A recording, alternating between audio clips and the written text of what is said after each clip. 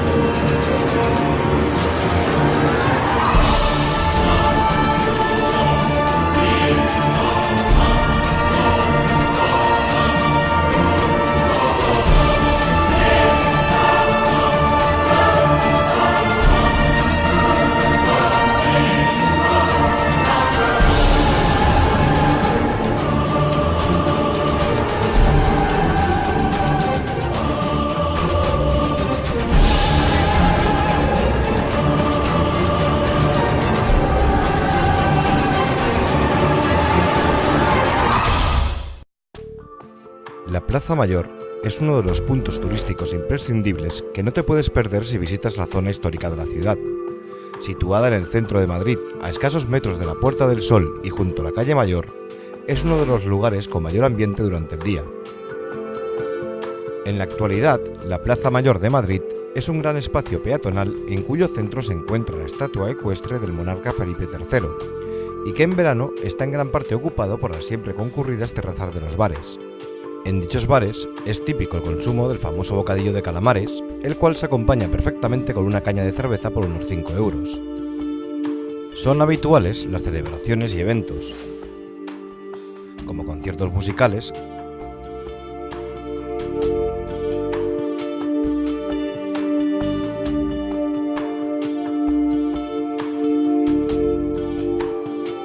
o el tradicional mercadillo navideño. Ahora bien, esta plaza no ha sido siempre un lugar tranquilo donde se puede disfrutar de un buen ambiente. Remontándonos a sus orígenes, resultará curioso saber que la ahora muy céntrica Plaza Mayor estaba ocupada por una zona pantanosa llamada las Lagunas de Luján.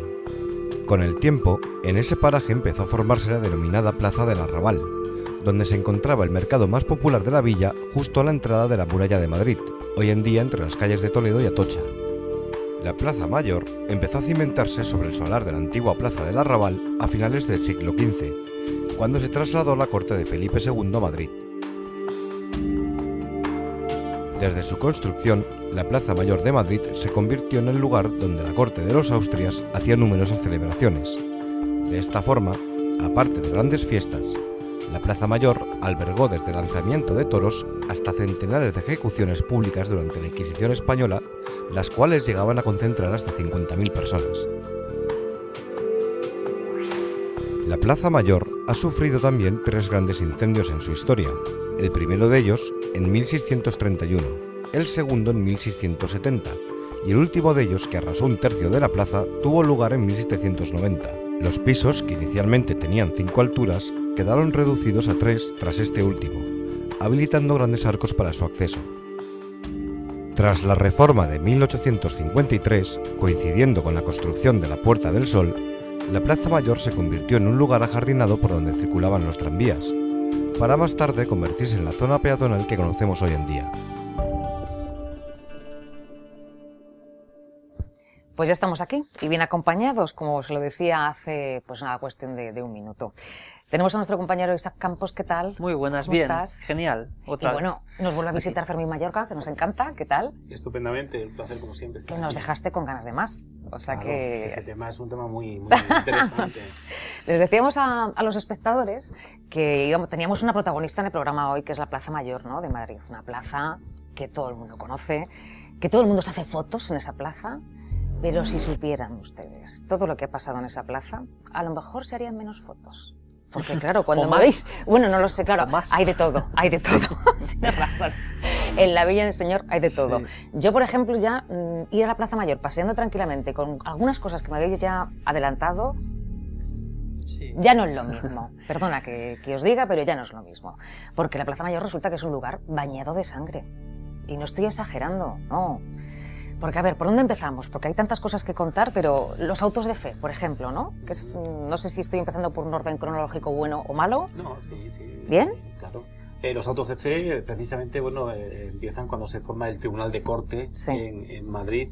Y bueno, a partir de 1615 en adelante, Ujú. bueno, va a haber algunos autos de fe, no muchos, porque tampoco hubo muchos, hubo más en otros tribunales inquisitoriales del reino, pero en Madrid, sobre todo, hubo uno que fue espectacular, que fue en 1680, donde se trajeron 118 reos. De esos 118 reos, 20 fueron quemados vivos, y el resto, bueno, pues los hombres condenados a galeras, las mujeres, la inmensa mayoría, condenados a cárcel perpetua, gente que había practicado el judaísmo, hechiceras, alguna que otra bruja, sodomitas, gente además traída de diferentes lugares de España, de los diferentes tribunales que se aglutinaron en la Plaza Mayor en esa fecha indicada, 1680. Por algo. Que era... Bueno, simplemente porque la Inquisición tenía que celebrar un Eso auto de es, fe algo- importante en Ujú. ese espacio como tal, y sobre todo también porque la monarquía iba a asistir al mismo, Ah. y bueno, pues eso ya daba pie a que fuese mucho más, la parafernalia en torno al auto de fe fuese mucho más potente. Entonces imaginémonos toda la Plaza Mayor llena, todos sus balcones de color carmesí, que era el color de la hidalguía y además el color también de la Inquisición en sus autos de fe. Pues todos los balcones estarían con ese tafetán, Sí. color carmesí, y además, bueno, pues todos esos reos venidos desde lo que es la Plaza de Santo Domingo, que es donde estaría Está cerca. la iglesia de los dominicos. Recordemos que, como dijimos ya aquí en un anterior programa, los dominicos eran los únicos que podían ser inquisidores por orden vaticana, los dominicanos, los perros de Dios. Entonces, desde esa Plaza de Santo Domingo saldrían todos estos reos con su San Benito y su capirote, esa famosa coroza española que así denominamos, y iban por las calles aledañas hasta llegar a la Plaza Mayor. Desde luego el espectáculo era monumental, la plaza estaba completamente abarrotada de gente para presenciar la humillación pública de todas esas personas, que ya de por sí la estaban sufriendo por esas calles que estaban Sí. paseando antes de llegar a la Plaza Mayor. Y cuando se sitúan, en concreto, bueno, pues cerca de lo que es la Plaza Mayor, van a ser avisados, se van a situar en los diferentes cadalsos que se habían puesto en la Plaza Mayor, los escenarios, para Sí. que nos entiendan los televidentes. Y bueno, pues en uno estarían los inquisidores, en otros estarían los familiares del Santo Oficio, que era esa policía al servicio de la Inquisición, y en otros estarían los reos en forma de triángulo, ¿no? Al final estarían los condenados a la hoguera, y abajo estarían los que iban a ser condenados a galera, cárcel perpetua, con 200 azotes, 100 azotes, etcétera, etcétera. Lo cierto es que esas 20 personas, que simplemente porque pensaban de forma diferente tenían que sufrir en su cuerpo el escarnio cruento del Santo Oficio en ese espacio tan emblemático como es la Plaza Mayor, bueno, de ahí fueron trasladados precisamente a lo que es hoy la glorieta que ya lo hemos indicado también aquí en un programa, Ujú. la glorieta de Bilbao, que es Sí. donde estaba el quemadero de la Inquisición, la sea, que famosa no los puerta de quemaron allí, Fuencarral. pregunto. No, ahí no se O sea, entonces quemaba en la gente. Plaza Mayor lo que se Ahí lo hacía que era un Se poco... ahorcaba a la gente, eso sí, y se practicaba Sí. el garrote vil. Eso es. Y se torturaba. También se Se hacían torturaban unas... también, sí. De hecho, para mira, hacerles ver a todos los asistentes un poco cómo sufrían esas claro, personas. es que a través Entonces, del terror se nos eso matiza es. la mente Claro. de los madrileños y de toda España a través de ese tipo de ejecuciones, a través del miedo, ¿no? Se va llevando sobre Claro. todo a esas personas que creían en el judaísmo, que creían en el Sí. islam y que estaban presentes allí a lo mejor clandestinamente. Bueno, pues ese terror les va haciendo que sus ideas vayan desapareciendo y vayan por la senda del crucificado, que en definitiva es lo que se perseguía. Cuando se les quemaba, estaba el pueblo allí asistiendo Sí. tan tranquilamente Pasaban al de la evento. Plaza Sí, sí, Mayor, sí. pasaban Claro. hasta la puerta de Fuencarral, a la salida, que estaba el quemadero, y la gente iba pues en masa a asistir, a presenciar. En la calle Fuencarral, o sea... En lo que era el arco de Fuencarral, que es lo que es la Oreta de Bilbao, la desembocadura de la Ajá, calle Fuencarral, vale. ahí estaba. Pues hay un paseo el también. quemadero. O sea, que luego los Sí. llevaban hasta allí, que Iban también era... montados en asno, iban montados en asno todos ellos con sus capirotes y el San Benito. La gente, lógicamente, iba insultándole, tenían permiso incluso para lanzar piedras a estas personas. Y bueno, pues cuando llegaban al quemadero, imagínate ya el espectáculo, ¿no? Incluso había algunas partes de los reos, algunos reos iban ya muertos. Cuando llegaban a la Plaza Mayor ya estaban muertos. Pero de los golpes que recibían. De los golpes que recibían, e incluso, o también de sus estancias en las cárceles anteriores, ya estando en la cárcel, pues allí pillaban de todo. Bueno, no pero es que se les utilizaba a esos reos, aunque estuviesen muertos, sus cuerpos seguían utilizándose. Por favor, Isa, que me estás dentro contando cosas. de este grupo de condenados, Claro, para que se les viese. Recuerda, por ejemplo, que todas las personas que morían bajo tortura, que aquí ya lo hemos indicado en un programa anterior, el cadáver no se le entregaba a la familia. Es decir, la Inquisición tenía un cementerio particular, una esterquera, mejor dicho, porque para ello eran gente hereje, no podían ser enterrados en lugar sagrado. Nada, ¿no? No podía, por lo tanto, el día del auto de fe se desenterraban esos cadáveres, y en este auto de fe, en concreto en 1680, hubo un número importante de estas personas que fueron desenterradas, montadas sobre asno, algunos de ellos que llevaban 3 o 4 meses, y lo ponían en posición supina, todos demacrado, para que precisamente esa imagen de terror... Cadáveres que llevaban 4 meses enterrados, los sacaban a pasear. Los sacaban, y algunos van más tiempo, y los huesos los montaban sobre acédimas, sobre asno, te dicen los documentos, y ahí montaban precisamente al muerto, y le hacían el famoso pelele, la famosa efigie, que luego sería quemada en la Oreta de Bilbao, junto a esos huesos que se lanzarían a la hoguera, para precisamente no quedar resquicio de ese cuerpo, ya que las cenizas luego tenían que ser esparcidas para que precisamente no quedase... Eso sí, el San Benito luego se llevaba a la iglesia del pueblo del reo, y se colgaban en las paredes de las iglesias del pueblo para perpetuar la infamia del reo y la de todas sus generaciones. Con lo cual ya, si tú habías tenido un primo o alguien que había sido un hereje, estabas de alguna forma siendo tildado como te acusado de ser descendiente de hereje, con lo cual no podías viajar a Indias, no podías trabajar en trabajos públicos. Todo eso se ejecutaba y se desarrollaba dentro de la Plaza Mayor, y allí se promulgaba. Por lo tanto, la gente que estaba asistiendo en masa a esa escenificación estaba de alguna forma siendo catequizada a través del terror para que siguiese la senda del crucificado. Hombre, si no haces esto, ya es lo que te espera. Pues vamos a conectar con la Plaza Mayor, porque ahí está nuestro compañero Iván Zurita. Yo no sé en qué estará pensando. Iván, te veo sonreír. Cuéntame, a ver qué tal, ¿qué haces allí? Pues así es, Gema. Nos hemos trasladado hasta la Plaza Mayor de Madrid. Ciencia y misterio a pie de calle. Pero no para comernos uno de los típicos bocatas de calamares, que sabes que es lo que a mí me gustaría, sino que estamos aquí por la estatua del monarca Felipe III, que afirman era diabólico. Esta estatua no siempre estuvo en esta ubicación. Empezó a estar aquí en el año 1848. Anterior a esa fecha ha estado en varias ubicaciones. La primera, por ejemplo, en la puerta del palacete de la Casa de Campo. Durante la Primera República estuvo guardada en un almacén hasta la subida al trono del monarca Alfonso XII. En el año 1931, durante el alzamiento de la Segunda República, un militante de izquierdas introdujo un petardo en la boca del animal para tratar de destruir la estatua. Con esto quería simbolizar que el caballo se desbocara y que el monarca cayera al suelo. Por el estallido, un ruido atronador inundó la Plaza Mayor de Madrid. La gente que en aquel momento estaba aquí se acercó a ver los desperfectos, pero lo que nadie podía imaginar era que dentro de esta estatua hubiera huesos. cómo era posible que dentro de una estatua hueca hubiera huesos? Pues bien, no se tardó mucho en averiguar la respuesta, ya que los huesos eran de pequeños animales, de gorriones, pajaritos de menor tamaño, que, picados por la curiosidad o buscando un poco de sombra, se introducían en la boca del animal. Con el paso del tiempo, al no poder salir, aleteaban en vano y morían dentro de la estatua. Habladurías cuentan que estos huesos eran un presagio de lo que iba a traer la guerra civil y que ese petardo no hizo más que desatragantar al caballo, augurando la posterior restauración monárquica. Sin quererlo, el caballo del monarca Felipe III se convirtió en una tumba de gorriones.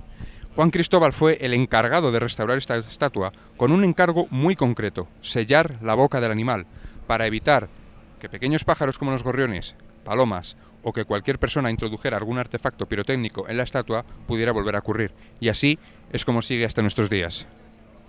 Bueno, Gemma, pues esta es la historia de la estatua de Felipe III.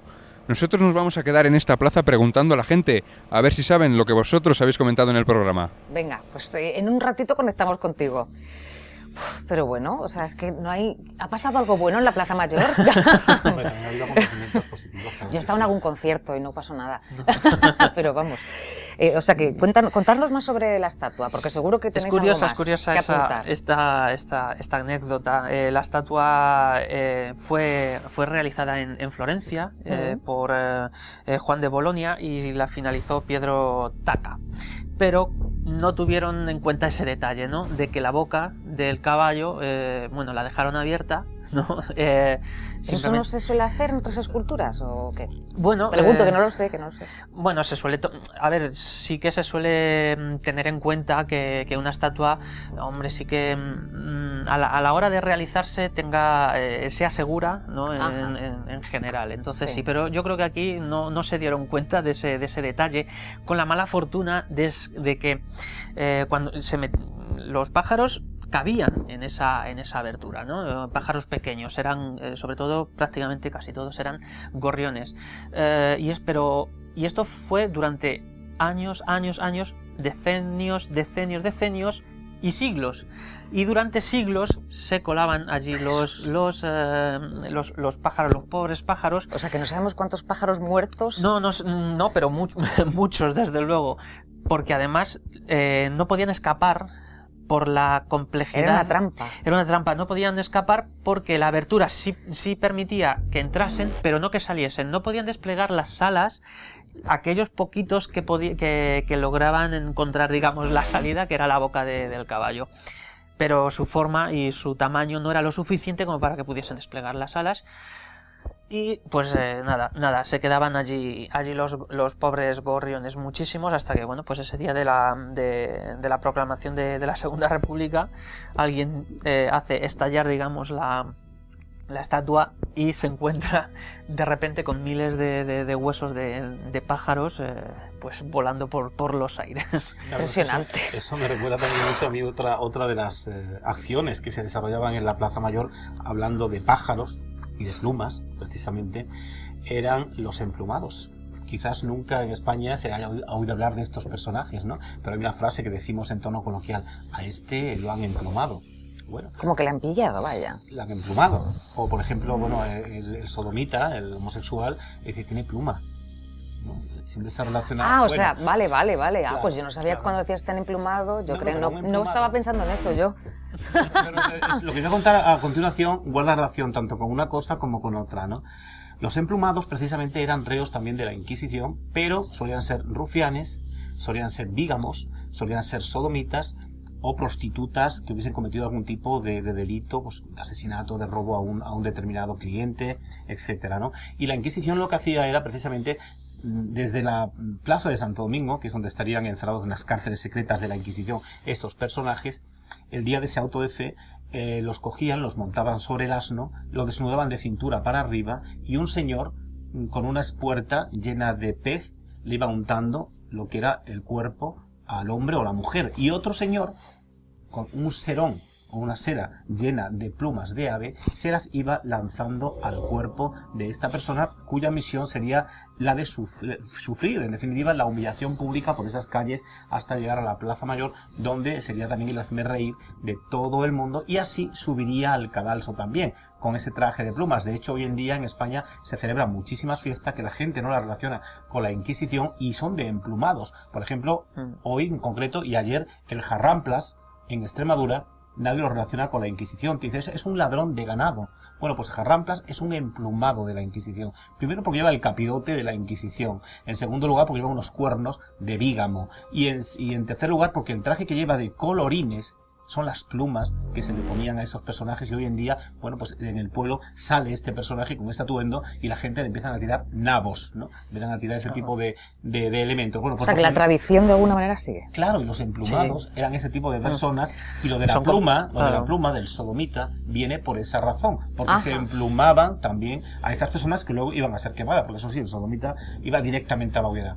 Directamente porque, según se creía, eran personas que traían las desgracias naturales, los maremotos, los terremotos, y como tal había que acabar por completo con la vida de estas personas para tener esa paz, entre comillas, que algunos creían que se podía tener si este tipo de hombres o mujeres, bueno, pues se quitaba del medio, ¿no? Y esos eran los emplumados. Además, claro, a raíz de eso hay que destacar y explicar, evidentemente había diferentes tipos de personas que se iban a justiciar, y según a lo que estaban acusados se levantaba un cadalso distinto o no en la Plaza Mayor, según el tipo de ejecución que iba a tener.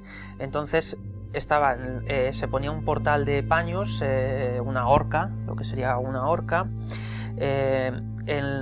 estaría el garrote y una zona destinada a la carnicería, que era el degollamiento. Entonces, según los autos, según la Inquisición, se clasificaban a los reos, y dependiendo de si eran, bueno, pues acusados de blasfemia o de brujería, porque también los hubo, si eran acusados de homosexualidad, etcétera, pues se levantaba un cadalso. Dependiendo para qué. Si sería una horca, en fin, diferentes tipos de elementos que además luego podemos ver en algunos cuadros que son muy muy interesantes, porque tenemos en el mismo Museo del Prado tenemos el cuadro de Auto de Fe en la Plaza Mayor, que es además que ese es justamente corresponde al caso, al auto de fe de 1680. Esa es una representación de ese acontecimiento, que además pues, fue muy muy importante, porque asistió la madre y la esposa de Carlos II, que además le llamaban el hechizado, era el hechizado, y ese es el auto de fe en la Plaza Mayor que se puede ver en el Museo del Prado, y que ahí se ponen con todo detalle. Es interesantísimo ese cuadro, que bueno, estamos viendo ahora en pantalla algunos de los detalles. Curioso. Es como tener una fotografía, ¿no? Es la crónica de ese Claro, día. es una fotografía de los autos de fe. Claro. Y según los tipos de reos, pues se instalaban en la Plaza Mayor un tipo de horcas o otras cosas. Claro, porque además la Inquisición tenía también aquellos que se reconciliaban en el último momento. Los que se arrepentían. Se arrepentían, pero que iban a ser quemados en la hoguera. Entonces se arrepentían. O sea, que te daba igual arrepentirte. Aunque te arrepentieras, que tú te reconciliabas con la Iglesia Católica, pero no te salvaba la vida. Es decir, morías a garrote. Qué bien. Con lo cual, a garrote te mataban y luego tu cuerpo lo lanzaban a las llamas. Si te arrepentías era después de muchas torturas. La única diferencia es que tu familia podía dar misas por tu alma, ¿no?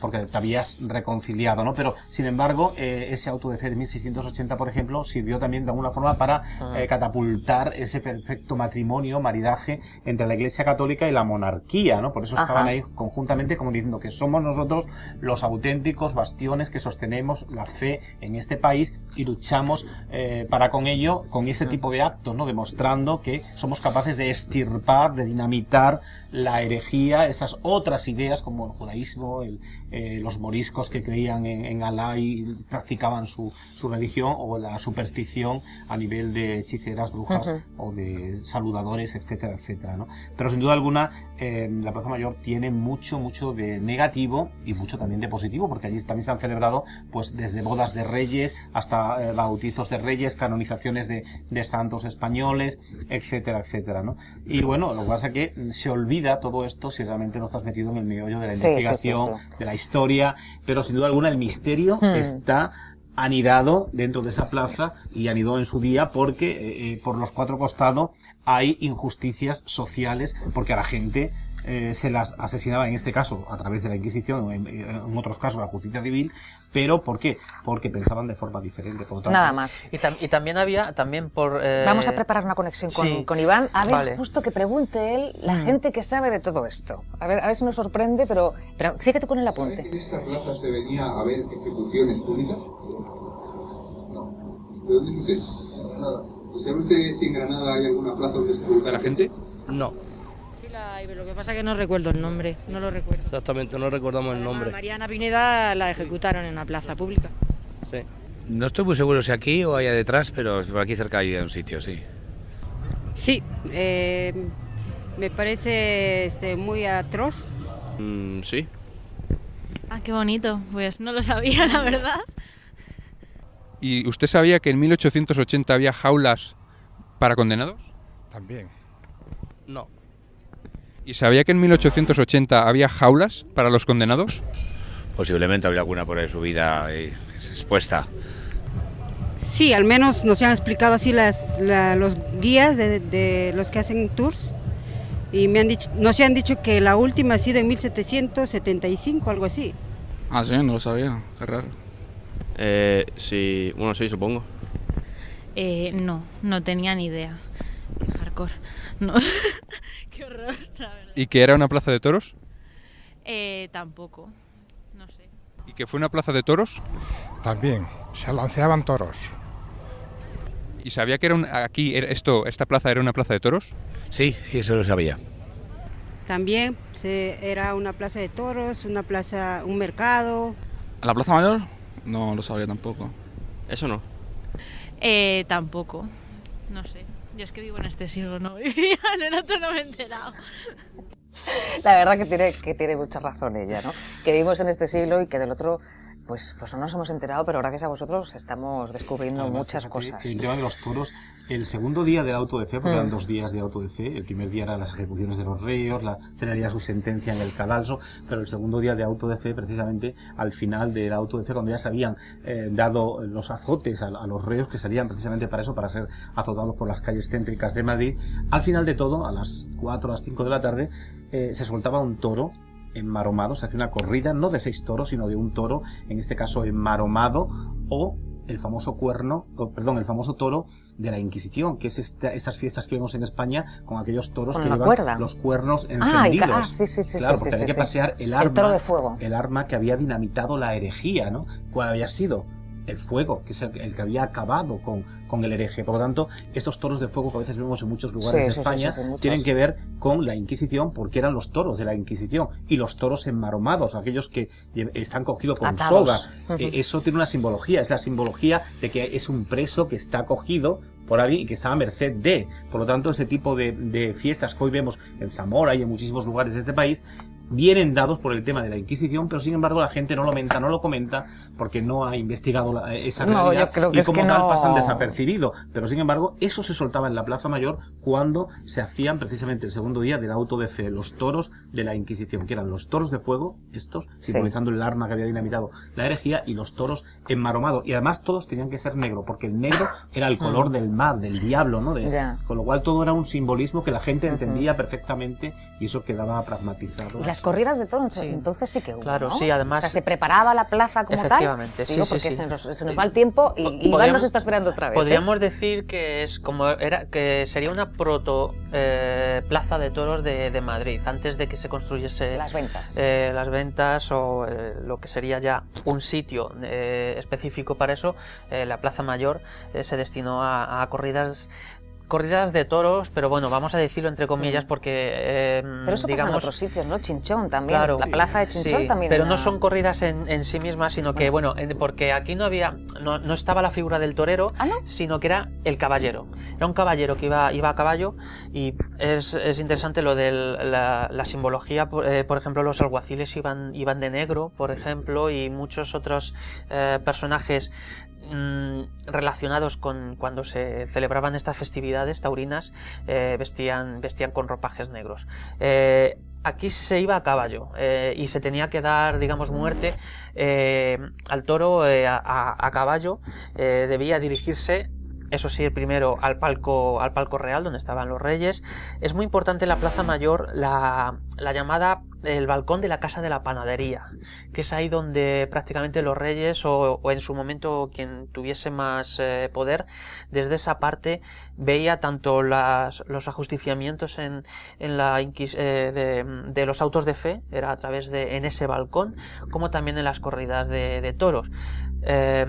También luego se estipularon una serie de precios según el piso en el que estabas, ¿no? Pues tenías que pagar una determinada cantidad. Pero no para se veía asistir desde abajo, sino desde las casas. Desde las casas, desde porque los eran balcones. viviendas. Viviendas.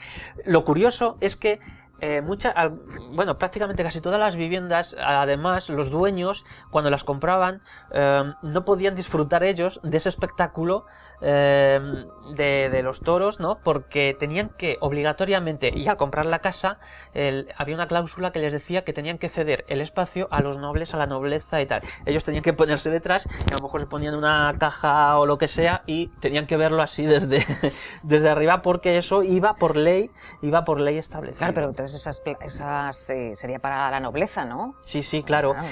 Pero ahí llegaban a haber 50.000 personas asistiendo a todos estos espectáculos, porque ese era el objetivo de concentrar a la gente, tanto de entretenerla con estos entretenerla. Bueno, sí, bueno, sí. Lo malo es lo malo, y lo más escabroso, y esto ya es terrible, lo que uno encuentra cuando tenían lugar estas pseudo corridas de toros, como decimos, son muy distintas a lo que son en la actualidad. Era con el caballero, que era el participante, estaba acompañado por un padrino, que era el que tenía que socorrerlo si le pasaba algo, ¿no? Aparte de una cuadrilla que también iba con él. Lo curioso es que la plaza, entre los reyes y los que estaban abajo y el toro, solo les diferenciaban, no se ponía nada, sino una serie de guardias. Una serie de guardias como si fuesen una pared ellos, así como para cuando viniese el toro, tenerlo controlado, que no... les digamos que no... La Guardia Real. Sí, la Guardia Real. Porque la Guardia no estaba delante del público. El pueblo daba igual, claro.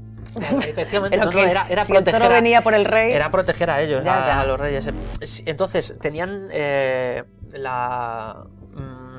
digamos, la ley de no moverse, o sea, de no interferir mucho en ese espectáculo, a no ser ya que lo viesen un poco complicado. Tenían unas lanzas. Si lograban matar al toro, las carnes las vendían, o sea, el beneficio que salía al vender esa carne, esa se las quedaba el guardia. Además tenía una particularidad también todo este mundo de la corrida de toros, a veces se nos olvida, ¿no?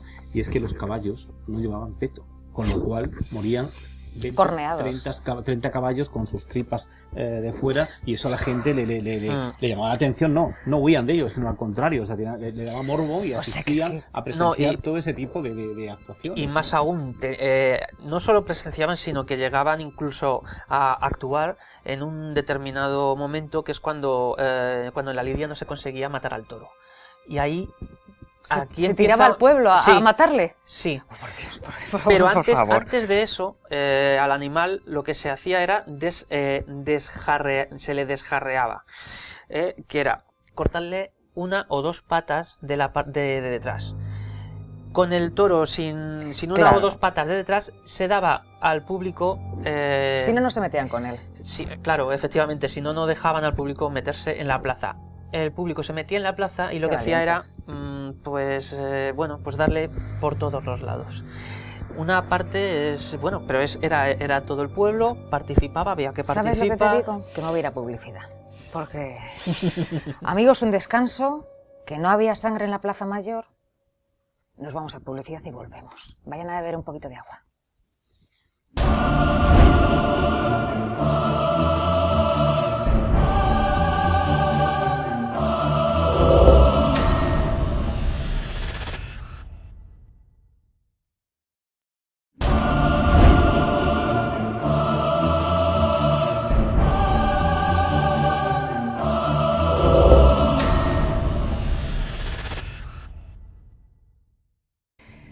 Han bebido agua, ¿no?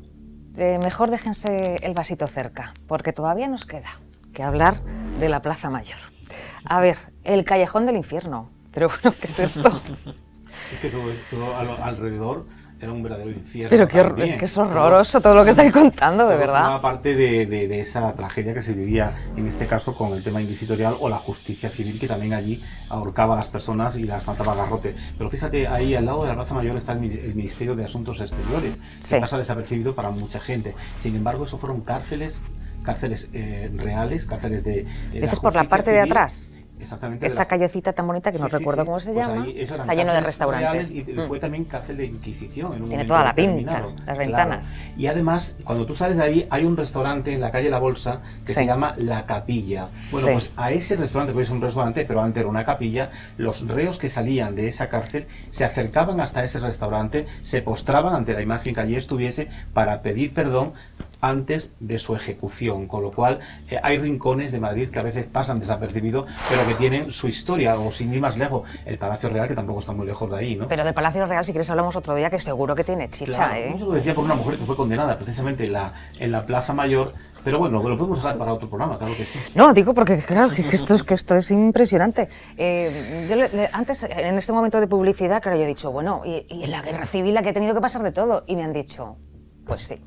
¿Qué pasó en la guerra? Bueno, imagino que muerte toda la que tú quisieras, pero... Tú sabes que la mujer, sobre todo, que siempre ha sido la gran vilipendiada, la gran humillada, la gran olvidada. Me vas a contar algo que me gusta. Pues mira, creo que es importante que se ensalce, ¿no?, la figura de la mujer, y sobre todo esa mujer de la guerra civil, que tuvo que sufrir en sus carnes también el ataque directo de ser una mujer rapada. Sí, aquellas era la manera de... Públicamente, además en sitios céntricos de todos los pueblos de España, se le rasuraban el pelo, le daban el aceite de ricino y desnudas la paseaban por las calles céntricas de Madrid o de Extremadura, mi tierra, o la del pueblo de ese chico, etcétera, etcétera. Se hacía en todos los sitios. Y además, claro, la Plaza Mayor sirvió también en Guerra Civil precisamente para hacer este tipo de actos con las mujeres y que sufriesen esa humillación pública delante de los demás, donde debido al aceite de ricino, bueno, pues defecaban en una especie de carros donde iban montadas y las paseaban, o camiones en algunos casos, ¿no?, completamente desnudas, y a veces pues esto no se nos cuenta, a veces nos olvidamos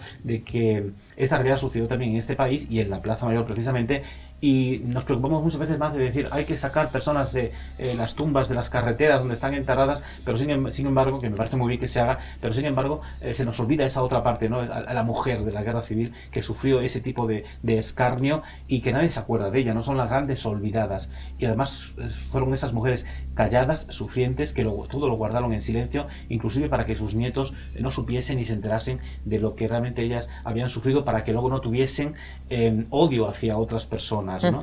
Eso se ha vivido en todo el país, y la Plaza Mayor fue foco de esta realidad durante este periodo. ¿Fantasmas? ¿Qué tiene que haber fantasmas? Bueno, menuda energía más buena que hay en la Plaza Mayor. Ahí podríamos retomar un poco con el tema de ese callejón del infierno, ¿no? Sí. Que es también un sitio clave, que actualmente por supuesto no se llama así, se llama el Arco del Triunfo, es uno de los accesos que hay a la Plaza Mayor. De los principales. Sí, eso es. Entonces, sí que durante mucho tiempo se le llamó ese callejón del infierno, porque, bueno, hay varias versiones. Sí que hay que decir que además la Plaza Mayor tuvo 3 incendios, o sea, sufrió 3 incendios. En uno de ellos, al parecer, ese callejón se convirtió en un, pues en un sitio muy peligroso, donde el humo y las llamas por ahí no se quedaban, no se podían pasar. Fue como una pequeña trampa mortal. Entonces, y a raíz de ahí fue ese callejón, es que, como decimos, que ahora mismo es el Arco del Triunfo. Porque se cambió, la historia luego pasó, el nombre. ¿no? Algo pasó que lo cambiaría. Claro, sí. Ganaron los carlistas y se llamó así. Entonces, durante ese incendio, pues sucedió eso, que además era un sitio como marcado por la desgracia, porque ahí siempre había mucha inmundicia, mucha suciedad, digamos, una falta de iluminación extraña siempre. Era una zona oscura. Era una zona muy oscura. De la Plaza Mayor. Que contrastaba un poco con lo que es luego un espacio abierto como es la Plaza Mayor.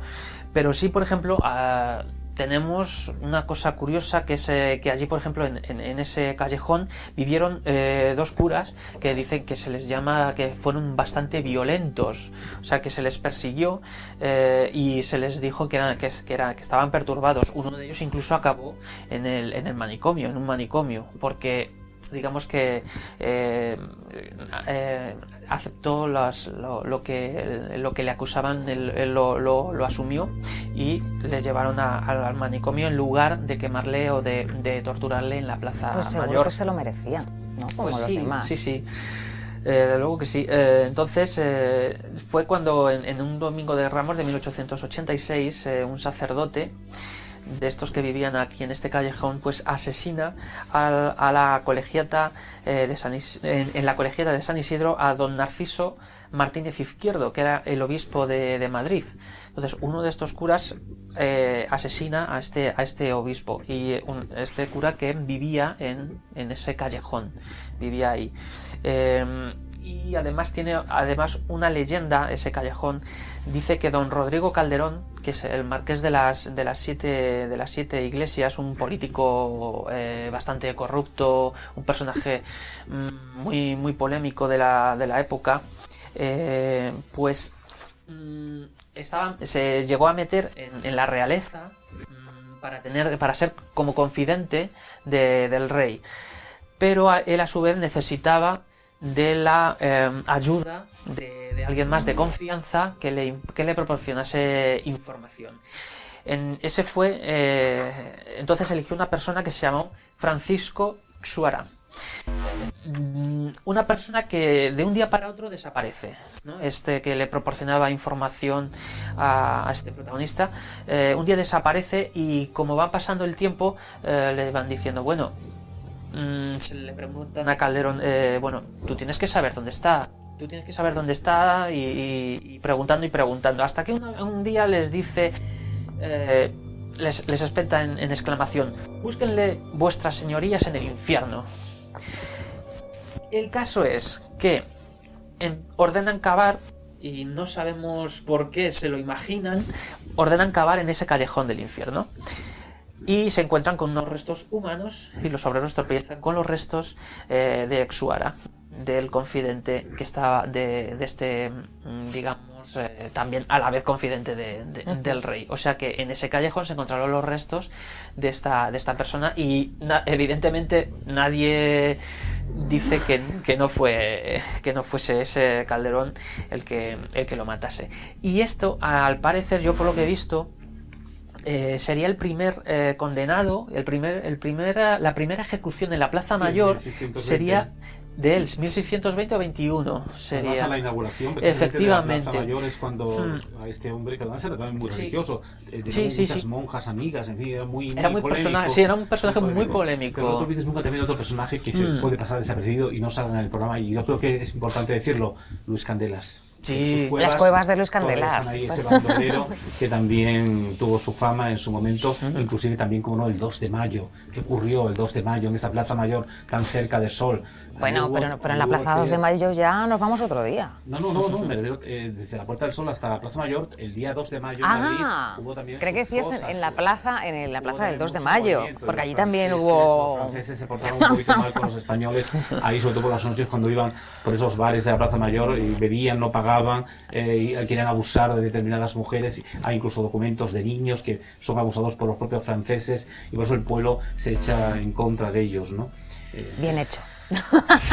Bien hecho. Pues sí. Bueno, a raíz de todo esto, pues hay muchos investigadores, escritores que se dedican a recopilar la historia de Madrid, dicen que desde luego, no es que recomienden, pero sí dicen que yendo a la Plaza Mayor a ciertas horas de la noche, cuanto menos gente haya, mejor. Dicen, la leyenda os dicen que se pueden escuchar aún muchos gritos que a lo mejor se confunden con el viento, pero que son gritos de todo el dolor que ha habido en esta Plaza Mayor. Quizá uno de los sitios donde más sufrimiento ha acumulado Madrid, Madrid como capital.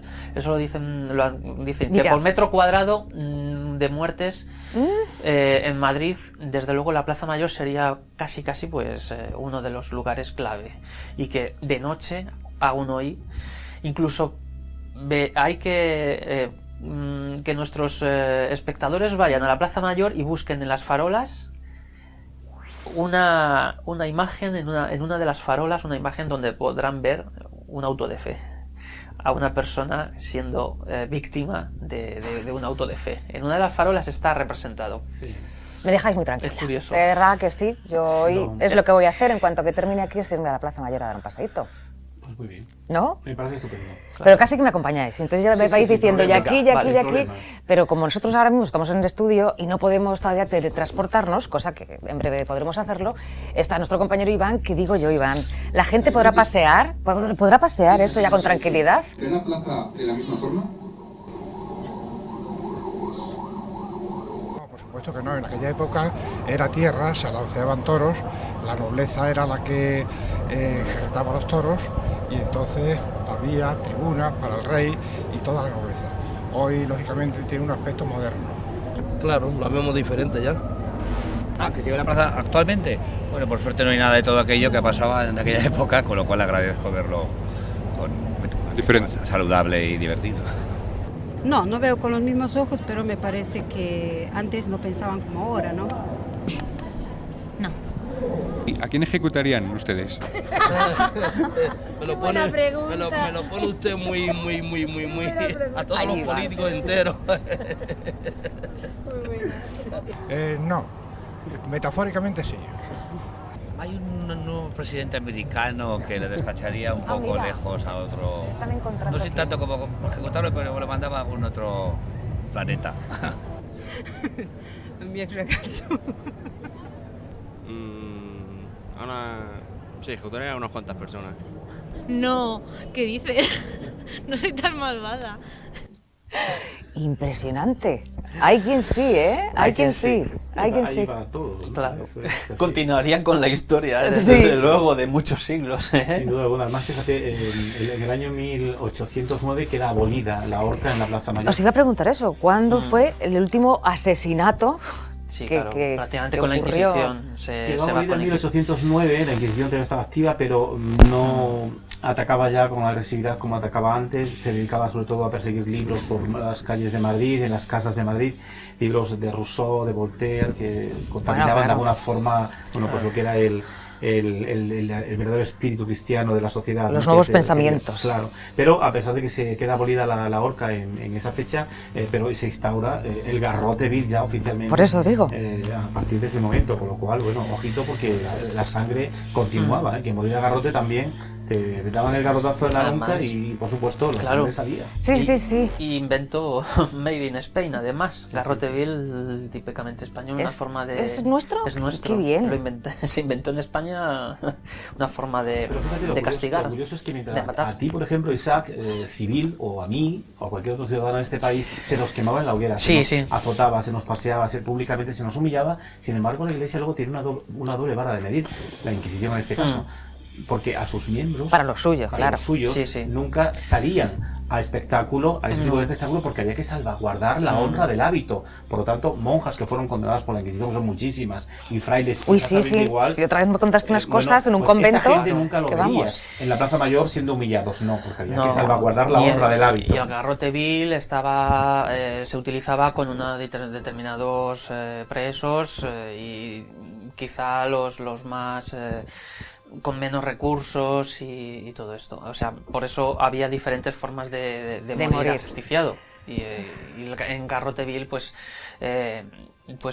que además el Garroteville estuvo hasta bastante... bastante entrado. Vamos, tenemos hasta películas todavía casi contemporáneas. El Verdugo. Sí, con ese Pepe Isbert, por favor. Por lo tanto, la Plaza Mayor está cargada de un cierto aura negativo, porque el positivo se ve menos. Ya. Es decir, no se ha escrito tanto sobre ello. Y los documentos aparecen, pero no tienen el mismo cariz de interés para el ciudadano que podría tener un espectáculo de estas características, como la corrida de toros, o por ejemplo los juegos de cañas que se desarrollaban también dentro de la Plaza Mayor, donde la nobleza y gente más o menos de un cierto abolengo participaba con sus caballos en los famosos juegos de caña, inclusive también algún que otro monarca, ¿no? A mí me llama la atención que la Plaza Mayor sea un encargo que hace Felipe III a Juan Gómez de Mora, que es el que realiza la Plaza Mayor, que se hace en 2 años,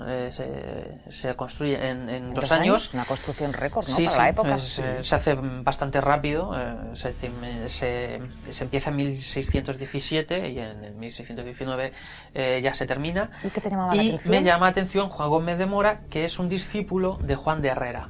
Y ahí entramos. Juan de Herrera es una persona del Escorial, de los Jardines de Aranjuez, y miembro de una sociedad secreta, de la Sociedad Secreta de la Niebla, donde en el Escorial, en los jardines, introducía simbologías de las que él era partícipe, y porque los reyes mismos le pedían que por favor diseñase en esos jardines y esas construcciones con determinadas geometrías, proporciones, etcétera.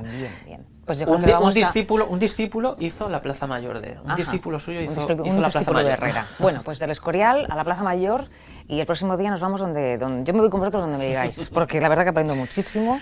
Y yo creo que hoy los espectadores también se han quedado como yo, boquiabiertos con todo lo que nos habéis dicho. O sea que aquí os esperamos en esta mesa abierta a debate. Y Madrid tiene mucho. ¿Tiene mucho? Es que muchísimo. Bueno, pues otro día nos volvemos a encontrar. Sin problemas, aquí estaremos. Fermín, gracias, Isaac. Nos vemos. Hacemos un inciso y vamos a adentrarnos en el mundo de la alquimia. De esto que saben ustedes. ¿No saben mucho? Pues esperen, porque se van a enterar de casi todo.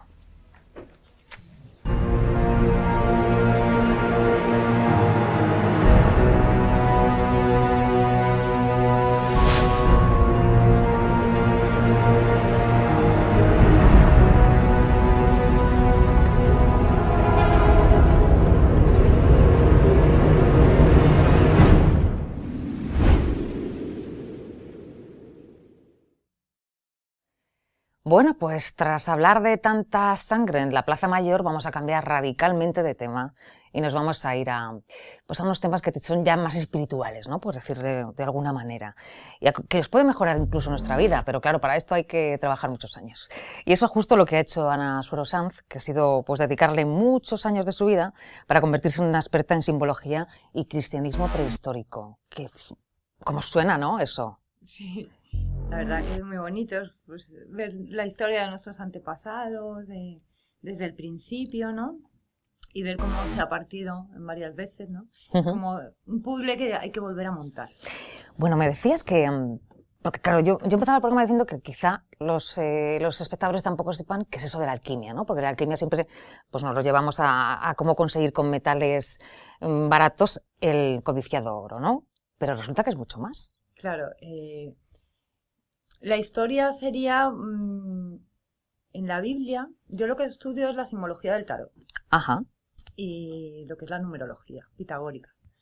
Entonces te das cuenta de que ahí hay una Biblia guardada. ¿En el tarot? Sí, en el tarot te das cuenta que yo me imagino que Moisés, en una genialidad con sus sacerdotes y todo esto, pues vio que iba a haber unos grandes quemas de libros y decidió ocultar los escritos a través de un juego. Quitar las páginas y en cada página meterle muchísimo, claro. Cada carta te cuenta mucho. Son 22, igual que la Torá, porque la Torá y el tarot, la verdad, van unidos. Hay 22 arcanos y 22 letras de la Torá.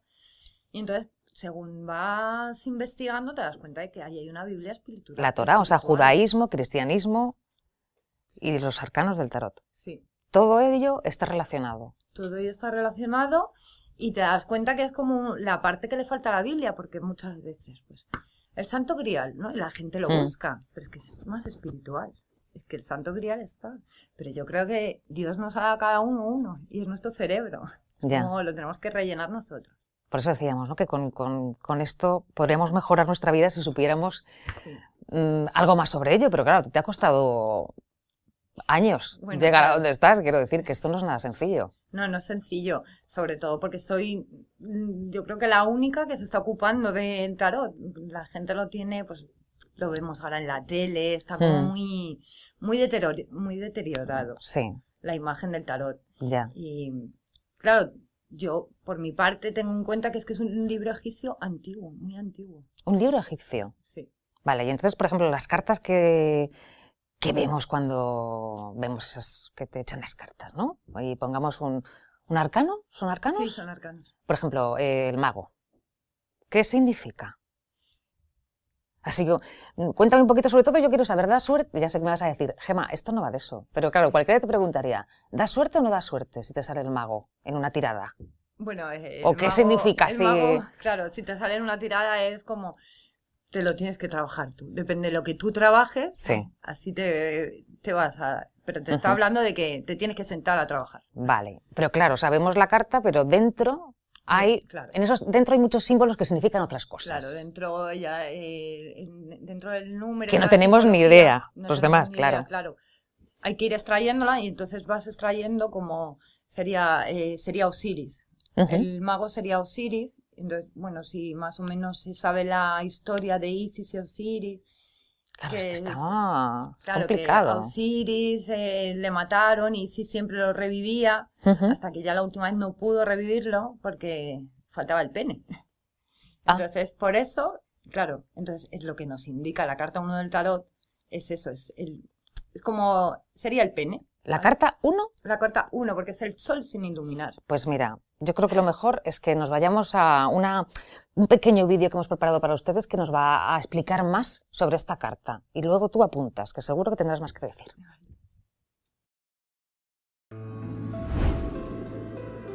La Aleph expresa jeroglíficamente al hombre, considerado en sí mismo como una unidad colectiva, principio, maestro y dominador de la tierra. De este sentido jeroglífico se han derivado las ideas sobre el universo y del principio que lo determina, ideas que confieren a la Aleph su valor como emblema de la potencia y de la estabilidad. El hombre o el microcosmos, la unidad, es el principio de todos los mundos, tal es el sentido jeroglífico primitivo. Un estudio detenido de la primera lámina del tarot nos aportará nuevas luces. Si observamos atentamente la primera lámina del tarot, no tardaremos en reconocer que la disposición del mago en la figura responde perfectamente a la configuración de la letra Aleph.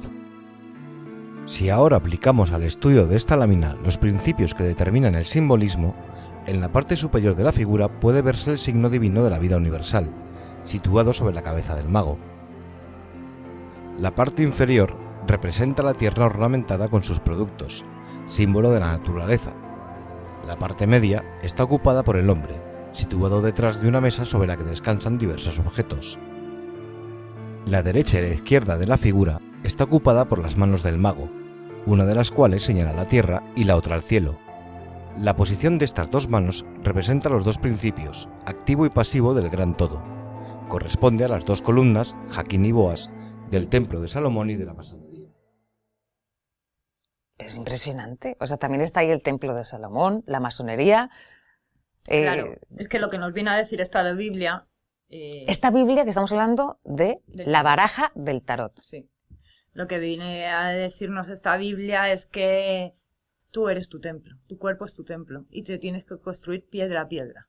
Que más o menos es lo que predicaba Jesús. Sí, no sí, vayáis sí. a buscarme a los templos porque... Allí no estoy. Claro. Entonces luego el mago, como hemos visto, tiene el signo universal sobre la cabeza. El signo universal, del infinito. el infinito. Entonces lo que busca en el tarot es el oro sobre la conciencia. Esa es la alquimia que buscamos. En el tarot. En el tarot, entonces, en casi todos los santos, las vírgenes, siempre las vas a ver representadas con una aureola. Sí. Esa aureola es el oro sobre la conciencia. Quiere decir que ellos tienen iluminada el cerebro. O sea, que como el bien más preciado sería lo que está más dentro de nosotros, ¿no?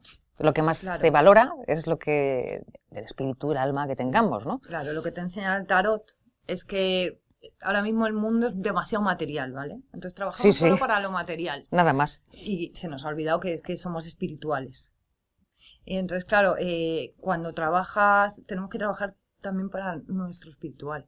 Porque es que además así se consiguen grandes genios. Es algo que se ha perdido, un conocimiento que se ha perdido. Por ejemplo, cuando le preguntaban a grandes, ¿no? Ujú. A Bach, por ejemplo, y ¿cómo sabes si estás componiendo una gran obra o es para tirarla a la basura? Y él dice, bueno, es que a mí Beethoven me enseñó a abstraerme. Yo, cuando compongo, yo sé que no es mío, es como lo cojo de... Eso se le está iluminado, se suben, es como una nube que tenemos de ideas, de lo que sea, que todos la podemos utilizar. Es como, te pongo un ejemplo, tú estás estudiando. Ujú. Y cuanto más estudias, pues a lo mejor luego cuando te relajas más ideas te vienen a la cabeza, porque claro, estás usando la parte humana, lo que nos hace humanos, que es el cerebro, todo lo demás es animal. A mí lo que entonces, claro, es que es demasiada información. Yo lo veo esto como muy complicado para, pues no sé, pues para gente como yo, de andar por casa, por decirlo de alguna manera. Y decir, esto tú lo entiendes muy bien porque llevas muchos años estudiándolo, ¿no? Pero ¿cómo podríamos bajarlo, por decir de alguna manera, a la tierra, ¿no? Y que lo podemos entender de una manera más sencilla? Porque ¿para qué se utiliza entonces esta Biblia que es el tarot en la actualidad? Claro, en la actualidad, pues ya estás viendo, se utiliza Ya. muy mal, pero porque nadie se ha ocupado ya de ese saber. Es como, lo ven como un juego, pero ese juego, si lo estudias, te das cuenta que no es un juego, que es un libro muy bien ocultado para para salvarse de todas las quemas. Claro, o sea, está como todo lleno de símbolos que tú tienes que saber interpretar, ¿no? Claro. Y escucha, la primera baraja del tarot, ¿de cuándo data? ¿O de...? Pues es que los tiempos, es que nadie sabe Difícil. ni siquiera de dónde viene. Yo te diría que de Egipto. Si tú a mí Sí. me preguntas, yo te digo, el tarot viene de Egipto. Ya. Pero en Marsella se hizo muy popular por 1800, los tarot de Marsella, pero exactamente no saben la Claro, fecha claro. porque no saben de dónde viene. Claro. Sí, pero como tú me hablabas de Moisés... Claro, Claro, es que yo para mí que lo estudio lo desde estaba- muy atrás, sí, esto es un saber, pues que aquí se dijo, mira, la Biblia va a ser quemada, va a ser modificada, va a pasar, vamos a esconder este libro, que salga cuando tenga que salir. Y yo creo que estamos terminando un ciclo, vamos a empezar otro ciclo. ¿Pero y todo eso se ve? Sí. Sí, esto totalmente demostrable. Bueno, y ya si lo unes con la física cuántica, alucinas, porque es que dices. O sea, que la física también está dentro del tarot. Sí, sí. Y encaja todo a la perfección. Vas encajando el puzzle y dices, madre mía, es muy bonito. O sea, que tú ahora ves, ¿no? Por lo que tú sabes y has estado estudiando, que estamos en un cambio. Sí. Y Estamos como va a ser al un final. cambio muy fuerte. Bueno, yo creo que el cambio... Porque hablas de la sociedad, ¿no? Estás hablando del mundo, ¿de qué estás hablando exactamente? Sí, estoy hablando de todo, sobre todo de la evolución humana. Mm. Yo creo que estamos llegando a un punto, también se ve, ¿no? Estamos cargándonos la Tierra, el único planeta que vivimos, ¿no? Y dices, pero es que esto es absurdo. Nos estamos Ya. cargando nuestro hogar. Y yo creo que es eso, ¿no? Porque el tarot lo que te enseña, sabes que siempre se habla del demonio. Ujú. Y el demonio en el tarot es nuestro cuerpo. Son nuestras pasiones animales, son todo esto. Entonces, lo único que nos hace humanos es el cerebro. Es lo único. Entonces, nos tenemos que ocupar de alimentarlo. Porque sería como tener mente mercurial. ¿Sabes lo que te digo? El Mercurio siempre está, tú sabes, si se habla de Hermes o de Mercurio, siempre sale con las alitas en la cabeza. Y es como, siempre hay una serpiente relacionado con todo Lo esto. malo, ¿no? Claro. Malo, serpiente. Claro. Entonces, ¿qué tienes que hacer? Es que es muy simbólico, ¿no? Claro, muy simbólico. Entonces, a tu amo Set lo puedes ver con una serpiente de oro, quiere decir que él manejaba su cuerpo animal. Él manejaba sus pasiones, él manejaba... Es la serpiente. Cuanto más conocimiento, más sube la serpiente. Y cuando tienes mucho conocimiento, es como que el conocimiento te hace libre. Entonces te salen las alas de Mercurio. Ajá.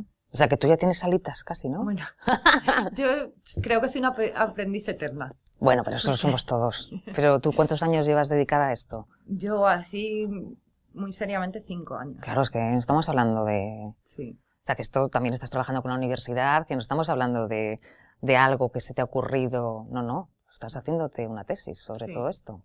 Pues la verdad que nos alucina, sobre todo viendo que luego en cualquier momento, pues en cualquier canal, tú ves ahí que están echando las cartas, ¿no? Y ¿qué me dices de eso? Me da A ver, mucha venga, pena. dime lo que A piensas. mí me da mucha pena porque es... Cuando tú ves eso, porque claro, supuestamente para ti eso significa tanto, y significa tanto, y es una Biblia,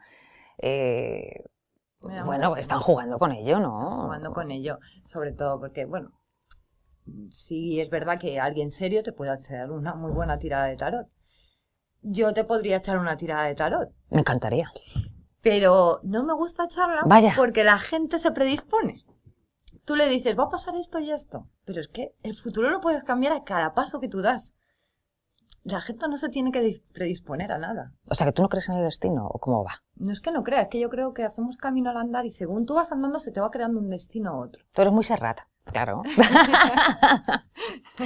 Bueno, pues a ver si otro día nos hablas de más cosas, ¿no? Porque la verdad que yo lo que veo es eso, que es un tema que tenemos que ir contando a los espectadores poco a poco, porque no es algo que sea conocido por todos, ¿no? Y tenemos que ir, pues, poco a poco asentando conocimientos para poder de verdad entender todo lo que nos quieres contar, Ana. Pues enhorabuena por el trabajo que estás haciendo, no cejes en el empeño, que yo sé que no lo vas a hacer, y bueno, pues aquí esta es tu casa, cuando quieras te esperamos. Muchas gracias, Gemma. No, gracias a ti por venir a vernos. Bueno, pues amigos, ya han visto todo lo que nos tiene que contar Ana, que tendrá días para hacerlo, la verdad, y nos vamos a ir a otra de nuestras secciones, ya saben, esta que también dedicamos a sanación y metafísica. ¿Preparados? Porque hoy vamos a hablar de la medicina tradicional china. Vamos a ello.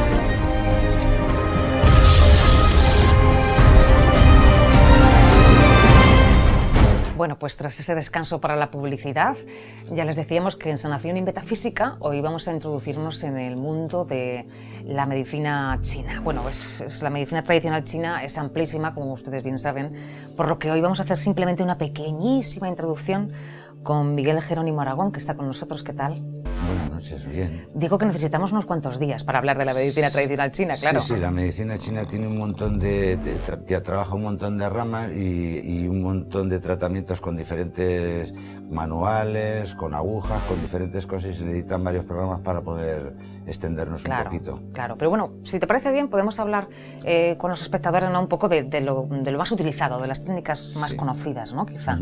Las más conocidas e incluso algunas que dan miedo, ¿no? Porque hay mucha gente que tiene problema con las agujas. Bueno, en el tema de las agujas, normalmente digamos que en Occidente tenemos un condicionante a que la aguja siempre es algo doloroso, pero normalmente en el mundo actual la aguja de acupuntura está súper trabajada, súper refinada y súper actualizada. Es una aguja como un pelo prácticamente, y normalmente a través del contacto de la mano del terapeuta y a través de la respiración, digamos que la piel, las zonas sensibles de la piel se vuelven como menos reactivas y entonces la aguja prácticamente entra con la respiración. El miedo hace que nos tensemos, pero si conseguimos relajar un poco la aguja no se nota mucho. Pero la acupuntura sirve para cantidad de cosas, ¿no? Sí. Es infinito, ¿no? El poder de la acupuntura casi. Bueno, hay reconocidas un montón de enfermedades. La Organización Mundial de la Salud yo creo que tiene alrededor de 90, 100 enfermedades, digamos, como un tratamiento efectivo. Ajá. ¿90? Sí. ¿Como por ejemplo? Dolores de cabeza, patologías como dolor de estómago, dolor de menstrual, para mareo, vértigo, para debilidad del cuerpo. ¿Para las alergias? Para alergias también. Yo, por ejemplo, he probado. Para rinitis alérgica. Para rinitis, sobre todo. Eso sí. Es. Y de verdad que se corta. Es que parece milagroso, ¿eh? O sea, cuando lo pruebas dices... Bueno, ¿cómo puede ser? Digamos que es bastante eficaz, luego depende de las personas. Normalmente nosotros cuando hacemos un tratamiento, ya sea de acupuntura o de cualquier otra técnica de medicina china, lo que hacemos es un diagnóstico, es decir, en función de la constitución de una persona, el tratamiento lo tenemos que orientar de una manera o de otra. Hay personas que tienen debilidad en determinados órganos o los tienen congestionados. ¿Pero y eso tú lo sabes? Sí, o sea, quiero decir, yo voy a tu consulta. Sí. ¿Y cómo sería? Normalmente, me das la mano, vale. Normalmente lo que se hace es a través de la observación de la cara, a través de la voz, pero también a través del pulso. Entonces, a través del pulso nosotros tenemos tres posiciones en la muñeca, en la estiloide radial, entonces tenemos 3 niveles. Es como si presionáramos un globo, un globo desde arriba, ¿no? Entonces, el primer nivel sensible corresponde a la parte de los órganos superficiales y luego en la parte profunda corresponde a los órganos profundos. Ahora mismo tienes el pulso ese que corresponde a lo que me has contado. Pulso se llama es pulso que no les vamos de a contar todo, no les puedo contar lo que en publicidad he hablado con él. Es un secreto, pero sí, digamos, se nota, ¿no? Sí, se nota. En función de, al tomar en contacto con el pulso a través de las yemas, el pulso se puede detectar si es rápido o lento, si el pulso es fuerte, es débil, si es fino o es grueso. En función de eso, por ejemplo, el pulso fino pues indica más bien que falta sangre porque es como un tubo estrecho. Sí. El pulso, por ejemplo, que tiene mucha fuerza, es un pulso grueso con fuerza y normalmente indica energía. O si el pulso es muy tenso, pues indica normalmente patologías de dolor o tensión alta, porque es como una cuerda de un violín que está siendo tensando, tocada, ¿no? tensada, ahí, sí. Al máximo. Es todo a través de la escucha, escuchar a través del tacto. Escuchas el cuerpo. Escuchas Eso todo es lo que el cuerpo. Dices, lo que decimos sin decir, ¿no? Eso lo que es. Escuchas nuestro silencio. Eso es, sí. Normalmente en las posiciones vamos desde la parte de arriba a la parte inferior. En la parte de arriba están los órganos de la parte de arriba del cuerpo. En la parte media están los órganos de la parte media del cuerpo. En la parte inferior están los órganos que corresponden a la parte inferior del cuerpo. Y tú entonces ahí ya sabrías un poco, ya Puedes tendrías saber una pista de por dónde tendría yo el problema. Por dónde tendrías el problema, eso es. Ajá. Sí, sí, sí, sí. Y entonces, por ejemplo, para alguien que nunca se haya atrevido con la acupuntura, Para alguien que no se haya atrevido, porque hay mucha gente que le da miedo, como tú decías. Sí, hay mucha gente que le da respeto. Venga, pues vamos a hacer una prueba. Sí. No duele, o sea, les digo yo que no duele. Vamos a probarlo ahora mismo. O sea, que me pongo en tus manos. Sí, perfecto. Sí, dime, ¿qué te dejo? Ay, aquí duelen, ¿eh? Aquí sí que duelen. Ahí sí que duelen. Ahí sí que duelen. ¿Eso tiene que ver con el corazón o algo así? Ese es meridiano de corazón. Ah, pues pero aquí también duelen, sí. depende de la piel. Normalmente los meridianos ya están en la parte de fuera. Sí. Entonces es la parte donde tenemos el vello púbico, es donde, digamos, es donde el cuerpo está más protegido. Ajá. En la parte interna es lo más íntimo, el yin, por donde circula la sangre. Entonces aquí, en la parte de dentro, la piel es como más sensible. Sí, no, por aquí. Y entonces hay que entrar con un poquito más de cuidado. Bueno, pues vamos a hacer la Sí. prueba. Entonces, de que no pasa nada, solamente sí, hay que estar relajado y ya está. Masajeamos un poquito el punto para que moleste Uy, menos. ese punto es muy importante, ¿no? Sí, este punto es un punto maestro de la cara, se utiliza también para ayudar a quitar el dolor, se utiliza también para alergias, para resfriados, para dolor de cabeza y también para rinitis, para patologías de Ajá. nariz. ¿Vale? Pero vamos a ponernos un poquito así porque si no, no lo van a poder Sí. captar. Eso es. Apoyamos la mano, así la apoya esto aquí, Vale. para que lo vean bien. Normalmente el punto para detectarlo normalmente es un hoyito que se produce de manera natural. Entonces, una vez colocada la aguja encima, prácticamente tomas aire, ahora abres la boca y sueltas. Y entonces entra al interior, perdón. Colocamos abajo y ya es simplemente entrar con cuidado, no sé si molesta. Un pelín. Un poquito. Pero es que sé que ese punto es importante, Es un ¿no? poquito sensible, sí. Ahí lo tenemos ya. Bueno, pues ya lo ven. Voy a estar todo el programa Es con que no ello. tengo muy buen ángulo, pero bueno. Pero bueno, voy a estar con ello ahí, para Sí. que vean que no pasa nada. Porque bueno, Sí, sí. en una sesión, ¿cuántas agujas podríamos poner? Las necesarias, Vamos a me dirá, ver, ¿no? normalmente digamos que, aunque no se suele comentar, normalmente las escuelas chinas modernas suelen poner agujas bilaterales en el cuerpo y pueden colocar 12, 14 agujas. Las escuelas que vienen de Francia, que digamos que han pasado un Claro, poco diferentes como- corrientes. Sí, hay diferentes corrientes. Han pasado como una depuración, trabajan bastante fino el pulso y entonces nosotros en el método de diagnóstico a través del pulso dividimos el cuerpo y podemos ver en qué partes del cuerpo hay más cantidad o menos y tendemos a poner entre 6 y 9 agujas. No hace falta poner muchas. Cuando conoces bien las leyes de trabajo, Ya. normalmente... Es más atinar, ¿no? Justo donde Sí, se necesita. eso es. Normalmente digamos que los órganos están distribuidos bilateralmente en el cuerpo. Los órganos están conectados arriba y abajo. Si tú tienes un meridiano de arriba encadenado con un meridiano de abajo, a través de un solo punto a veces puedes moverlo de arriba y lo de abajo. Si no eres muy fino tienes que pinchar arriba y abajo, entonces poner doble cantidad de agujas. Ya. Es un poco Es porque afinar. tomen nota.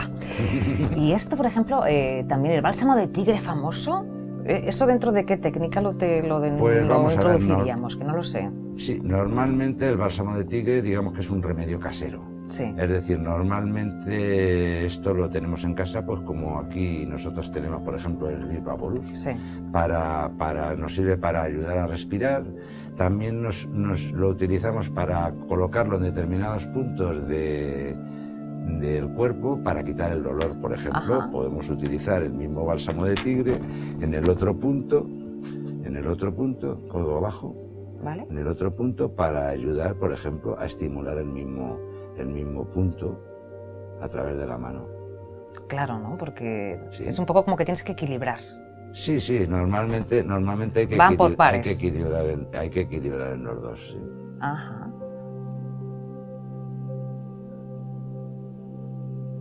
Se utilizan puntos de las sienes para los dolores de cabeza, puntos de la nuca para los dolores de cabeza, puntos del pecho cuando estás resfriado, puntos de dolor también se pueden masajear. Ajá. Y es un bálsamo hecho a base de plantas picantes, porque las plantas picantes son penetrantes. Ajá. Entonces esas plantas penetran a través de la piel y van soltando lentamente La medicina. la que lleva. medicina, eso es. Está contraindicado durante el embarazo. Sí, Ajá. lo digo porque mucha gente Vale. no lo sabe. Y luego también lo venden en muchos sitios. Y quiero decir, ya saber lo que estamos comprando, ¿no? Bueno, no sé, normalmente yo creo que los productos que se están vendiendo, yo creo que son productos similares. Ajá. Es decir, digamos, son como las patentes. Para poder patentar, otra persona hace una pequeña modificación dentro de la fórmula. Lógicamente hay fórmulas más competitivas y fórmulas menos competitivas, pero Ya. normalmente son productos fiables. Las ventosas. Sí. Eso que utilizaban nuestras abuelas y que se ha dejado como de utilizar. Sí, y los parece depor- como súper antiguo, ¿no? Los deportistas de élite este verano lo tomaban en las Olimpiadas, también para quitar el dolor. Y es que lo quita. Sí, normalmente la ventosa, bueno, estas las he traído aquí porque son ventosas... Que no hace falta que calentarlas, ¿no? No hace falta calentarlas, es una ventosa que se coloca... Venga, ya es que fácil, estamos. Es fácil, no, puedes colocar ahí Vale. simplemente. Es una ventosa que se apoya en la piel y como tiene una rueda, entonces lo que hace es... Hace el vacío. Más arriba, hace el vacío a través de la presión. No sé si está cogiendo. Sí, está cogiendo. Vale. Está cogiendo. Está cogiendo. Esto Sí. se utiliza, por ejemplo, cuando hay patología... Uy, cogió, pero no lo suficiente. No, es que es una zona... Bueno, es que aquí tengo menos carne, pero es que Sí, donde no, tengo más es carne una- no se lo voy a enseñar. Es una zona cosas como donde son. no hay mucho apoyo. Pero esto también se utiliza moviéndolo, ¿no? Sí, eso es. Hay diferentes técnicas de ventosa. Sí. La ventosa se puede utilizar, por ejemplo, con una aguja de acupuntura para sacar el viento. Por ejemplo, la técnica de nuestras abuelas. Nosotros, por ejemplo, para los pulmones, el viento Sí. que ha entrado, el resfriado, ponemos ventosas en el pecho, pero sobre todo el frío entra por la espalda. Por la espalda. Entonces pinchamos las agujas en la espalda y luego con la ventosa ayudamos a sacar todo el frío. Luego hay, por ejemplo, en el caso de contracturas corporales, Sí, esto ayuda hay muchísimo. una eso. técnica que se llama ventosa corrida. Mm. La ventosa corrida se aceita toda la espalda, entonces se hace la presión y luego poquito a poco, sujetando la piel, lo que se va haciendo es sujetar la musculatura y es ir quitando los nudos. Se va moviendo por toda la espalda a través de, vamos, en espalda, en los brazos, Sí, en la sí, zona sí, donde sí, queremos quitar el dolor. Normal. Y luego otra de las... dime. Y también la ventosa a veces se utiliza para sacar lo que llamaríamos coágulos sanguíneos. Ajá. Coágulos sanguíneos es cuando hay dolores fijos en el cuerpo, que hay sangre vieja. Entonces a veces es un dolor que ni el masaje ni la acupuntura te terminan de quitar. Ya. Hay una técnica que es un poquito no muy conocida, porque se utiliza un pequeño martillito para sangrar la zona y con esa zona extraer un poco de sangre. Eso facilita que luego la sangre pueda circular con facilidad. Ujú. Por último, vamos a hablar de la moxibustión, que la moxa, aparte de tener un olor muy característico. Sí. Esta es como dentro de las medicinas chinas, yo creo que es, o de la medicina tradicional del mundo, es como la medicina más antigua. Nosotros cuando nos dolía ¿Qué algo... es exactamente? La Esto moxa. es una hoja, es hoja de una planta que se llama Artemisa. Ah, es Artemisa. Sí, la Ah, planta ok, de la mujer claro. en nuestra Sí, sí, cultura sí, sí, sí. occidental. Y este tipo de Artemisa es parecido a lo que pudiera ser la jara. Es decir, es un material que antiguamente se utilizaba en los hornos para calentar porque la combustión produce temperaturas muy altas. Eso es. Entonces, la moxibustión se utiliza generalmente para tonificar puntos de acupuntura en el cuerpo, para calentar el cuerpo, para calentar órganos, para tratamiento de diarrea, para tratamiento de dolores, para quitar la debilidad. Y también se utiliza se puede utilizar de muchísimas maneras para mejorar el sistema inmunológico. ¿Ah, sí? Sí, claro, hay determinados puntos. Las tradiciones de los países orientales tienen unas tradiciones por edades. Entonces, según van creciendo, primero utilizan los puntos de los huesos para que los huesos crezcan bien, luego poco a poco los puntos relacionados para que cuando son jóvenes la energía sexual vaya adecuadamente creciendo, también para prevenir el frío y también luego en determinadas épocas puntos para ayudar a que en épocas de epidemia o épocas de gripe, épocas de frío, prevención para que el cuerpo esté preparado. La medicina china normalmente es una medicina preventiva, aun cuando también es muy efectiva en el momento de la enfermedad, pero Ajá. digamos que el objetivo es prevenir Que no aparezcan. antes de que aparezcan las cosas. Pues yo estoy deseando ya de que vengas otro día, a que nos vayas contando y vamos Sí, a ir haciendo pruebas. Vamos a ir haciendo tratamientos de acupuntura, vamos a hacer el tratamiento también con masaje chino. Ujú. Y luego haremos pruebas calentamiento con moxibustión. Es fácil de sentir. Eso sí. Sí, además, sí, pero bueno, normalmente el calor lo nota todo el mundo. Pero cuando te Pero es hacen... un calor muy diferente. Sí, es un calor No muy tiene nada que diferente. ver, es un calor que entra... Sí. Que Pero- es como que entra mucho, ¿no? Mucho, Dentro de sí, ti, muchísimo. Y también además se puede sentir, que es lo que mucha gente no conoce en la acupuntura, incluso cuando van a las consultas, es el recorrido de un meridiano. Prácticamente sin tocarte la piel notas como el calor entra por un lado y va Atraviesa. subiendo como si fuera un río, vas notando el recorrido del meridiano. Los meridianos de acupuntura en realidad son meridianos que tienen que ver con las sensaciones del cuerpo a través del sistema nervioso. Ajá. Entonces digamos que a través de la experimentación, siglos y siglos y siglos y siglos, han llegado a una serie de conclusiones por las zonas donde circula y han ido digamos, conectando con esos meridianos, esas sensaciones, y luego en función de las estaciones los tratamientos van variando. Bueno, pues yo sigo aquí con la aguja. ¿Cuánto tiempo llevo? Más o menos. Te tienes que llevar a lo mejor unos 20 minutos así. Ajá. O sea que ya sería momento de Sí, ya se de quitarlo, ¿no? Sí. Ya. E incluso me han comentado, que a veces que las agujas se caen solas. A veces se caen solas, normalmente... ¿Pero eso es porque ya han estado el tiempo que tenían que estar? Sí, la aguja, el punto de acupuntura en realidad es como una espiral. Sí. Entonces, cuando tú metes el punto dentro, cuando digamos conectas con la sutileza, la energía sutil del cuerpo humano, la aguja a veces la ves que se empieza a mover ella sola, empieza a latir. Uy, Dios mío, eso no lo he visto. A veces cuando está moviéndose, porque claro, se está moviendo también los vasos sanguíneos, se está moviendo todo, aunque no estamos tocándolos, ¿no? Ya. Entonces la aguja se mueve. Entonces una vez que ha terminado su trabajo, pues a veces la propia aguja se sale. Cuando están profundas no suele pasar, más bien en agujas pinchadas superficiales. Claro. Sí. Bueno, pues quédate con nosotros un ratito, porque ya está con nosotros nuestra compañera Paz Pajes. Paz, ¿has visto cómo estoy? Para que veas que me meto yo en el papel. Y otra cosa, cuéntame lo de las cataratas sangrientas, que lo he dicho al principio del programa y no tengo ni idea de qué va, y como siempre me tienes aquí en ascuas esperándote. Hola amigos, bienvenidos a las noticias curiosas de la semana. ¿Ven ustedes esta cascada de color rojiza?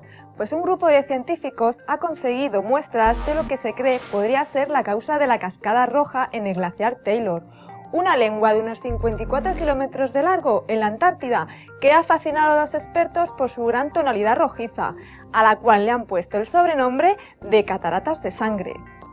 Los investigadores sitúan el origen de la mancha en un material rico en hierro atrapado en un lago subglacial y han analizado el agua encontrando microbios que parecen ser capaces de metabolizar el material sulfuroso.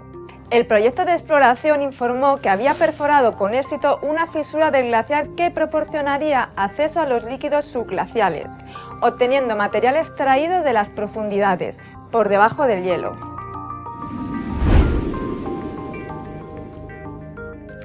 Sabemos que el núcleo de la Tierra está hecho de hierro, ¿verdad? Pues geofísicos han descubierto que las ondas sísmicas van cerca de 4 segundos más deprisa que cuando viajan de polo a polo que cuando lo hacen a través del ecuador. Esto quiere decir que el núcleo sólido de la Tierra es anisótropo. No tiene las mismas direcciones en todas formas. En la superficie, propiedades del hierro pueden presentarse en 3 determinadas formas cristalinas. Hasta ahora se pensaba que el hierro del centro de la Tierra se presentaría como empaquetamiento cúbico centrado, pero los detalles cálculos del CREI demuestran que esta estructura cristalina no puede existir a esas precisiones y temperatura. Lo sorprendente es que la anisotropía tan pronunciada puede ser originada por un único gran cristal de hierro. ¿Realmente puede existir un único y enorme cristal en el centro de la Tierra? Después de analizar de cerca un mapa del fondo cósmico, una región anómala apareció en el radar, que se cree es el sello dejado por un universo paralelo y que deja evidencia que chocó contra el nuestro. Lo que se ha creído hasta ahora es el universo que era todo lo que había y todo lo que nos rodeaba en la inmensidad del espacio, el tiempo, la materia y las leyes de la física.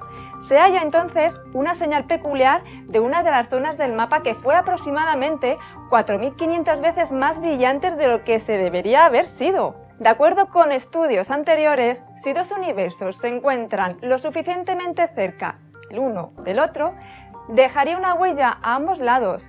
Esta marca debería ser visible en el fondo cósmico, similar a la que vemos en una cicatriz que nos deja en el cuerpo.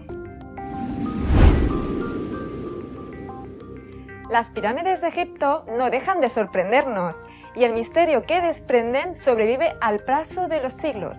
Pero ahora, un nuevo estudio realizado por unos ingenieros ha sacado a la luz un inesperado descubrimiento. La Gran Pirámide de Giza no es una estructura perfecta. Este equipo ha realizado una medición más exacta hasta la fecha de las dimensiones de la pirámide y han descubierto que la parte que da al oeste es ligeramente mayor que a la que da al este. En concreto, unos 14 centímetros aproximadamente de diferencia. Lo cierto es que la diferencia es inaceptable, a simple vista, y casi podría equipararse con el grosor de un pelo, dadas las colosales dimensiones de este gran monumento. Pero, en vista de que no hay ninguna razón arquitectónica aparente para este desfase de longitudes, se concluye que tuvo que ser fruto de un error. Recientemente, un grupo de científicos ha publicado una investigación sobre un extraño cráneo hallado en una tumba de la cultura Silla, la cual dominó gran parte de la península de Corea durante casi un milenio. ¿Qué es lo extraño? Obsérvenlo bien. ¿Se dan cuenta de que tiene una forma alargada completamente inusual? Es cierto que no es la primera vez que se encuentran cráneos deformados en tumbas antiguas, pero en esta ocasión hay un hecho que demuestra que estamos ante un caso completamente distinto. Por primera vez, los expertos han observado que en los restos óseos no se aprecia ningún tipo de evidencia que indique que ha habido una deformación craneal artificial, una práctica ancestral bastante conocida en aquella época. El cráneo pertenece a una mujer coreana de unos 30 años de edad por el año 57 a.C. Cuando lo abrieron, los investigadores pudieron observar que los huesos de su cuerpo estaban en un estado óptimo de conservación, pero algo llamaba poderosamente la atención de su cabeza. Estaba completamente destrozada, por ello los científicos unieron las piezas como si se tratase de un puzzle. Una vez hubieron terminado, se dieron cuenta de que el rompecabezas acababa de empezar. ¿Por qué el cráneo era tan largo? Pues bueno amigos, hasta aquí la semana de las noticias curiosas. Gemma, ¿qué tal llevas? Pues aquí me ves aguantando, ¿eh? No pasa nada. Llevamos aquí ya... ¿Cuánto tiempo llevamos ya? Ahora sí que llevamos como ya 15 minutos pasados, ¿eh? Pasados. Sí, o sea que habrá que quitarla ya la boca. Sí, vamos a Pues quitarla. venga, hazlo, por favor. Colocamos la mano, relajada. Espérate, por lo menos que se vea. Sí. Y ya que estoy con ello... Apoya la mano para que se relaje. Golpeamos un poquito y se desula. Se cierra el agujerito para que... Perfecto. Bueno, o sea, que el próximo día con que nos vas a venir. Moxibustión, por ejemplo. Pues moxibustión, por ejemplo. Pues nada, te vas a hacer fijo del programa, me vas a Bueno. venir muy bien, ¿eh? Te va a salir más barato, ¿verdad? Pues sí. No voy a decir que no. Pues amigos, esto es lo bueno que tiene Ciencia y Misterio, que siempre hay algo bueno en toda la hora y media de programa. En este caso hoy hemos hecho un nuevo amigo y se va a quedar con nosotros pues, encantado para siempre. O sea que nos vemos con ustedes también, por supuesto, la semana que viene. Ya saben que tendremos muchas cosas que contarles aquí en Ciencia y Misterio.